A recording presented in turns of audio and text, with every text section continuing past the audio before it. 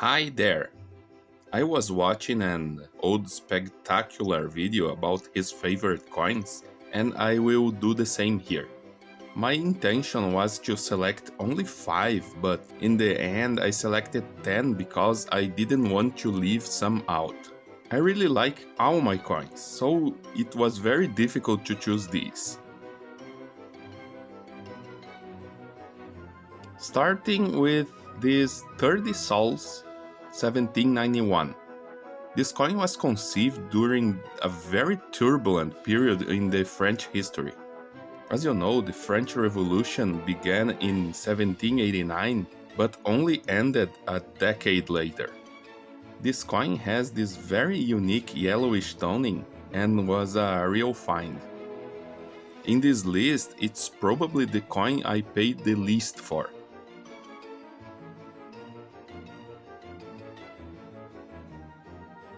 The next one is also French. Well, it wasn't made to circulate in France, but in the colonies, in this case, Guadeloupe. The 12 denier coin received a countermark for evaluation and became worth 3 sols plus 9 denier in the new denomination. I really like countermarks, but I have a big problem with the absurd amount of fakes in general.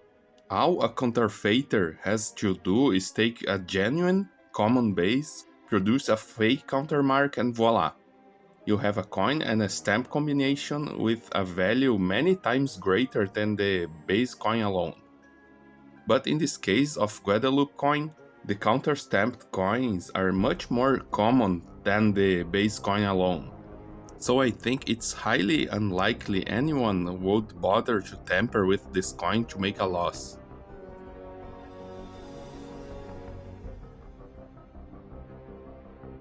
Next, 5 pesos 1930 from Uruguay. This is the only gold coin I have and the most expensive. I paid a lot for it at the time, but I don't regret it at all. Uruguay is one of the few countries I collect more actively, so I had to have this coin.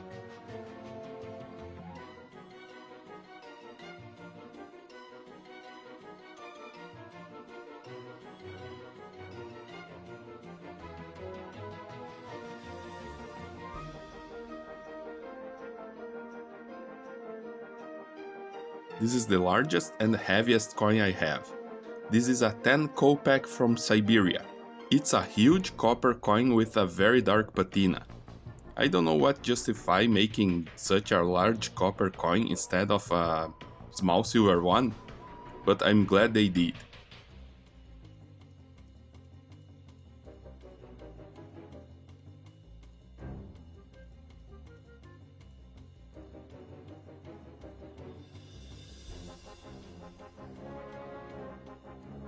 Now the youngest coin on this list, the British trade dollar, made to circulate in the British colonies and settlements in East Asia. This coin is wonderful. I mean, look at it. A large, heavy coin with the most beautiful portrait of Britannia, in my opinion. All accentuated by the concentric pearly sheen of the mint state silver. How can anyone look at a coin like that and not say, wow?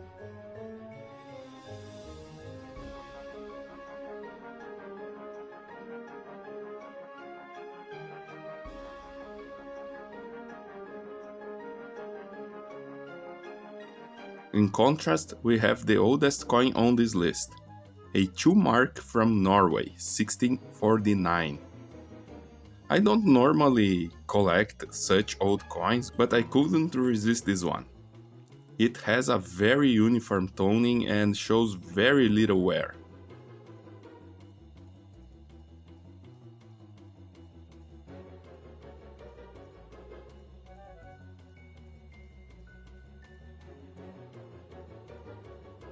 Next is another coin from Scandinavia, a 1 krona from Sweden 1875. This is one of the first expensive coins I bought. It's a common coin under extra fine condition. It's rare to see this coin in such good condition. This is one of the cases where the value increases tens of times with the grading number.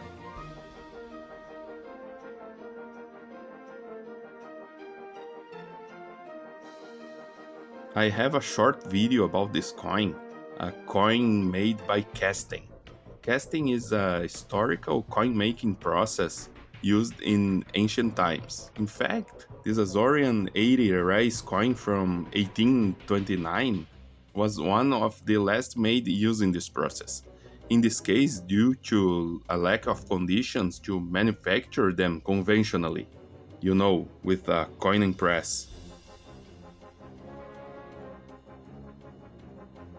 This one is unique, an emergency 30 sols coin from Spain. This coin was made in Mallorca during the yellow fever epidemic that struck and isolated the island. The coin makers couldn't afford to create a very refined design. This resulting design is simple yet functional.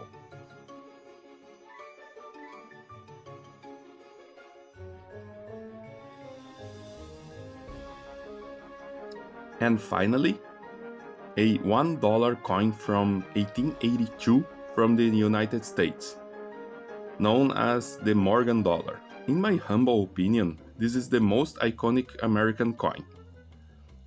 This one is from the Carson City Mint, and I resisted the temptation to release it from its GSA's lab. The Morgan dollar is my number one recommendation for beginner, non-American collectors who want something from the United States. Thanks for watching.